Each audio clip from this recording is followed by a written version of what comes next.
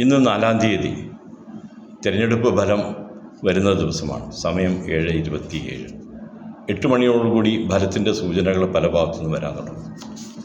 എല്ലാവരും ആകാംക്ഷയോട് കാത്തിരിക്കുകയാണ്. ഞാനും ആകാംക്ഷയോട് കാത്തിരിക്കുകയാണ്. പക്ഷേ ഞാൻ കാത്തിരിക്കുന്നത് ബംഗാൾ റിസൾട്ടിന് വേണ്ടിയിട്ടാണ്. ബംഗാളിലെ റിസൾട്ട് എന്താകുമെന്നത് എന്നെ എത്രയോ ദിവസമായി മാനസികമായി വിഷമിപ്പിക്കുന്ന ഒരു വിഷയമാണ്. ബംഗാളിലെ ചരിത്രം നമ്മൾ എടുത്തു നോക്കിയാൽ ബംഗാളിൽ ഉണ്ടായിരുന്ന കോൺഗ്രസിൻ്റെ ഭരണം 30 കൊല്ലക്കാലം, ഏതാണ്ട് 47-ന് ശേഷം 30 കൊല്ലക്കാലം കോൺഗ്രസ് ഭരിച്ച ബംഗാളിൽ കോൺഗ്രസ്സിന് ഭരണം നഷ്ടപ്പെടുന്നത് 1977-ലാണ്. അന്ന് അവസാന കാലഘട്ടത്തിൽ ബംഗാൾ ഭരിച്ചിരുന്നത് കോൺഗ്രസിൻ്റെ നേതാവായ മുഖ്യമന്ത്രിയായ സിദ്ധാർത്ഥ ശങ്കർ-റെയാണ്.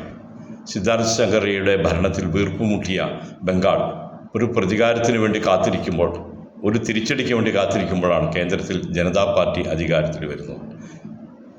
ഇന്ത്യ രാജ്യം മുഴുവൻ ജനതാ പാർട്ടിയുടെ കൊടുങ്കാറ്റ് ആഞ്ഞടിക്കുന്ന ആ സമയത്ത് അതേ കൊടുങ്കാറ്റ് ബംഗാളിലും എത്തി. 77 അസംബ്ലി തിരഞ്ഞെടുപ്പിൽ ബംഗാളിൽ ജനങ്ങളുടെ ഹൃദയം കവർന്ന ജനതാ പാർട്ടിയും 30 കൊല്ലക്കാലം കോൺഗ്രസിൻ്റെ ഭരണത്തിനെതിരെ പൊരുതി നിന്ന CPM-ഉം രണ്ടുപേരും ഇലക്ഷനിൽ മത്സരിക്കും. 77 ധാരണയാകാനുള്ള ശ്രമം നടത്തി. ആ ധാരണയിൽ കേന്ദ്രം ഭരിക്കുന്ന ജനതാ പാർട്ടി, ഇന്ത്യയിൽ ആകമാനമുള്ള സംസ്ഥാനങ്ങൾ പിടിച്ചടക്കിയ ജനതാ പാർട്ടി ബംഗാളിൽ മികവ് വേണമെന്ന് CPM-ഓട് ആവശ്യപ്പെട്ടു. CPM ഒടുവിൽ വന്ന് ഒപ്പത്തിനൊപ്പം സീറ്റുകളാകാം, ജനതാ പാർട്ടിക്കും CPM-നും ഒരേ തരത്തിലുള്ള എണ്ണത്തിൽ ഒപ്പത്തിനൊപ്പമായി മത്സരിക്കാമെന്ന് പറഞ്ഞു. അന്ന് ജനതാ പാർട്ടിയുടെ കേന്ദ്ര നേതാക്കൾ പറഞ്ഞു, ഒരു സീറ്റിൻ്റെ മികവെങ്കിലും ഞങ്ങൾക്ക് വേണം എന്ന് പറഞ്ഞു. അങ്ങനെ സഖ്യം തെറ്റിപ്പിരിഞ്ഞു. തിരഞ്ഞെടുപ്പ് നടന്നു. ജനതാ പാർട്ടി പരിപൂർണമായി പരാജയപ്പെട്ടു. CPM വലിയ ഭൂരിപക്ഷത്തോടെ അധികാരത്തിൽ വന്നു. അതിൻ്റെ പിന്നണിയിലുണ്ടായത് സിദ്ധാർത്ഥ ശങ്കറുടെ നേതൃത്വത്തിലുണ്ടായിരുന്ന കോൺഗ്രസ് ഭരണകൂടത്തോടുള്ള എതിർപ്പ്.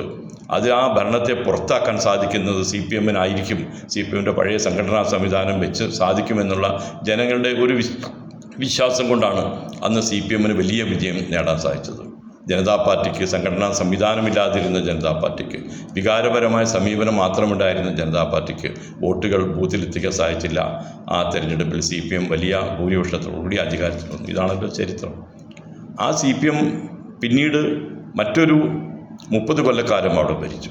ആ CPM ദുർഭരണത്തിനെതിരെ ഉള്ള പോരാട്ടം കോൺഗ്രസിൻ്റെ ഭാഗത്തുനിന്നുണ്ടായി. പക്ഷേ കോൺഗ്രസിനെ മറികടന്നുകൊണ്ട് കോൺഗ്രസിൻ്റെ തന്നെ നേതാവായ മമതാ ബാനർജിയാണ് അവിടെ CPM-നെതിരെയുള്ള പോരാട്ടത്തിന് മുഖം കൊടുത്തത്, അതിനുള്ള പ്രേരക ശക്തിയായത്, കൊടുങ്കാറ്റായി മാറിയത്.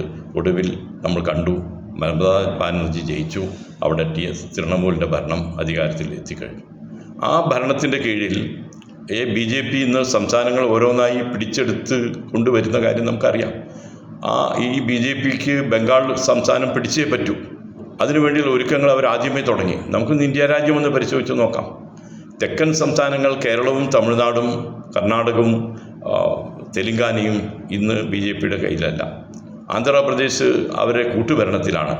കിഴക്കൻ പ്രദേശിൽ ഒഡീഷ BJPക്ക് നവീൻ പട്നായിക്കിനെ ആശ്രയിച്ചേ പറ്റൂ എന്നുള്ള സ്ഥിതിയിൽ അവർ നിൽക്കുന്നു. അതേപോലെ ഛത്തീസ്ഗഡ് അവരുടെ കയ്യിലല്ല. വടക്കോട്ട് പോയ പഞ്ചാബ്, ജമ്മു കാശ്മീർ, ഹിമാചൽ പ്രദേശ് അവർക്ക് ബാലികേറ മലയായി നിൽക്കുന്നു. കിഴക്ക് ഭാഗത്ത് പൊരുതി നിൽക്കുന്ന ബംഗാളും മമതാ ബാനർജിയും, പടിഞ്ഞാറ് ഭാഗത്ത് അത്യാവശ്യം ഭരണത്തിൽ പിടുത്തം മുറുക്കിക്കൊണ്ടിരിക്കുന്ന മഹാരാഷ്ട്ര സംസ്ഥാനത്തിലെ BJP. ഈ രീതിയിലാണ് പിക്ചർ. ഈ പിക്ചറിൽ BJPക്ക് ബംഗാൾ പിടിച്ചെങ്കിൽ വേണ്ടി മാത്രമാണ് ബാക്കി ഇനിയുള്ള ജൈത്രയാത്ര തുടരാൻ പറ്റുള്ളൂ. മറ്റ് സംസ്ഥാനങ്ങളിൽ ഭരണം പിടിച്ചെടുത്തുകൊണ്ട് ഏതെങ്കിലും വിധത്തിൽ അധികാരം സ്ഥാപിച്ചുകൊണ്ടല്ലെങ്കിൽ കഴിഞ്ഞ പാർലമെൻറ്റ് തിരഞ്ഞെടുപ്പിൽ ഉണ്ടായതുപോലെയുള്ള വെല്ലുവിളികൾ ഉണ്ടാകുമെന്ന് BJPക്ക് അറിയാം. അതുകൊണ്ടാണ് അവർ ബംഗാളിൽ ഇത്ര വലിയ പ്രാധാന്യം കൊടുക്കുന്നത്. അവർ ആദ്യം ചെയ്തത് എന്താ? അവിടുത്തെ ഗവർണറെ മാറ്റി, ആനന്ദബോസിനെ മാറ്റി, അവരുടെ പിണിയാളായ ഒരു ഗവർണറെ കൊണ്ടുവന്ന് സ്ഥാപിച്ചു. അതിനുശേഷം ഓരോന്നോരോന്നായി അവർ ചെയ്തില്ലേ?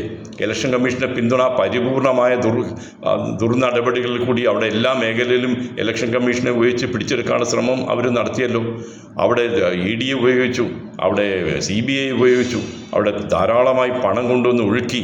അങ്ങനെയാണ് ഇന്ന് ബംഗാൾ പിടിച്ചെടുക്കാൻ വേണ്ടി അവർ ശ്രമിക്കുന്നത്.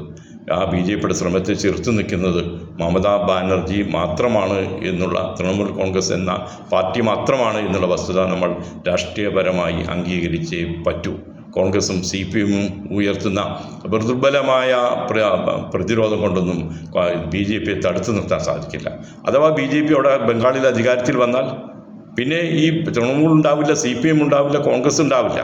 ഇത് തിരിച്ചറിഞ്ഞുകൊണ്ട് അവിടെ മമതാ ബാനർജിക്ക് പിന്തുണ നൽകിക്കൊണ്ട് ഈ BJPയുടെ കടന്നുവരവിനെ തടുക്കാൻ CPMനും കോൺഗ്രസിനും സാധിക്കണമായിരുന്നു. അതവർക്ക് സാധിച്ചില്ല എന്നുള്ളതാണ് നമുക്ക് കാണാൻ സാധിക്കുന്നത്.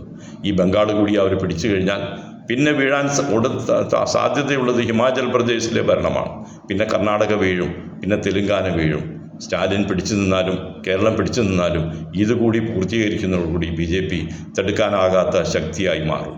യാതൊരു ബഹുമാനവുമില്ല, പ്രതിപക്ഷ ബഹുമാനവുമില്ലാതെ പ്രവർത്തിക്കുന്ന BJP ഇന്ന് എല്ലാ നിയമങ്ങളും വളച്ചൊടിച്ച് പാർലമെൻറ്റിൻ്റെ ചില അപര്യാപ്തതകൾ കൂടി ഉപയോഗിച്ചുകൊണ്ട് അധികാരം പിടിക്കാൻ തയ്യാറായി നിൽക്കുകയാണ്. ഇത് കണ്ടേ പറ്റൂ. അതുകൊണ്ടാണ് ഞാൻ പറയുന്നത് ബംഗാളാണ് ഏറ്റവും പ്രധാനം. ഇന്നത്തെ റിസൾട്ടിൽ ഇന്ന് ഇന്ത്യ രാജ്യം എവിടെ എത്തും എന്ന് നോക്കേണ്ടുന്നത് ബംഗാൾ വെച്ചിട്ടാണ്. അതുകൊണ്ടാണ് ബംഗാളിൻ്റെ റിസൾട്ടിന് വേണ്ടി ഞാൻ കാത്തിരിക്കുന്നത്. ആകാംക്ഷയോടെ അല്ല, ഭീതിയോടെയാണ് ഞാൻ കാത്തിരിക്കുന്നത് ബംഗാളിലെ റിസൾട്ടിന് വേണ്ടി. നന്ദി.